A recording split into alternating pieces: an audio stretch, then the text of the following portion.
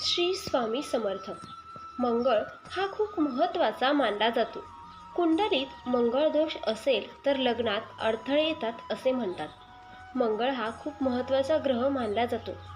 कुंडलीत मंगळ दोष असेल तर विवाहात अडथळे येतात.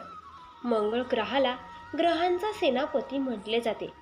मंगळ हा हिंसक स्वभावाचा ग्रह मानला जातो. ग्रहशक्ती, ऊर्जा आणि धैर्याचा कारक मानला जातो. मंगळ ग्रह मेष आणि वृश्चिक राशीचा स्वामी आहे. मंगळ दोष असलेल्या व्यक्तीने मंगळवारी व्रत ठेवावे. ज्योतिषांच्या मते मंगळ चतुर्थ, 7व्या, 8व्या आणि 12व्या घरात असल्यास मंगळ दोष तयार होतो. कुंडलीत अशी स्थिती आल्यास मंगळ दोष येतो. जर तुमच्या कुंडलीत मंगळ दोष असेल तर वैवाहिक जीवनात काही कलह निर्माण होईल. याशिवाय मालमत्तेबाबत वाद होईल. मंगळ दोष असलेल्या व्यक्तीला रक्ताशी संबंधित आजार होण्याची शक्यता आहे. कोर्टाच्या काही खटल्यात तुम्ही अडकू शकता. तुमचा आत्मविश्वास आणि धैर्य खूप कमकुवत होऊ शकते आणि एखाद्याकडून कर्जाची परिस्थिती उद्भवू शकते. भावासोबतही भांडणाची परिस्थिती निर्माण होऊ शकते. मंगळ दोष कसा ओळखावा? तुमच्या कुंडलीत मंगळ दोष असेल तर या दोषामुळे प्रकृती उग्र बनते. त्यामुळे प्रत्येक व्यक्तीशी संबंध बिघडत जातात. मोठ्या भावाशीही वाद होतात.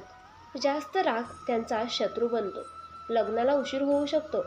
वैवाहिक जीवन अशांत असू शकते किंवा नंतर संबंध देखील तुटू शकतात. कमजोर मंगळामुळे संतती सुख मिळत नाही. त्या जोडप्याला संतती होण्यात अडचणी येऊ लागतात. मंगळ दोषामुळे व्यक्ती न्यायालयीन प्रकरणांमध्ये अडकू शकते. मंगळ दोष कसा दूर होतो? मंगळ दोष दूर करण्यासाठी मंगळवारी लाल रंगाचे कपडे घालावे. मंगळवारी उपवास करावा. दिवसभर उपवास ठेवा आणि मिठाई खाऊन उपवास सोडा. मंगळ ग्रहाला शांत करण्यासाठी प्रवाळ रत्न ज्योतिषाच्या सल्ल्याने धारण करावे. घरातील पाहुण्यांना मिठाई खाऊ घातल्याने कुंडलीतील मंगळी दोषाचा प्रभाव कमी होतो असे म्हटले जाते. अशुभ मंगळ दोष असेल तर मंगळवारी व शनिवारी हनुमानाला वस्त्र अर्पण करा आणि मंदिरात ध्वजदान करा. मंगळ दोष दूर करण्याचा सर्वात सोपा मार्ग म्हणजे पवनपुत्र हनुमानाची सेवा आणि पूजा करणे. शनिवारी व्रत ठेवून हनुमानाची पूजा करा. हनुमान चालीसा, सुंदरकांड इत्यादी पठण करा.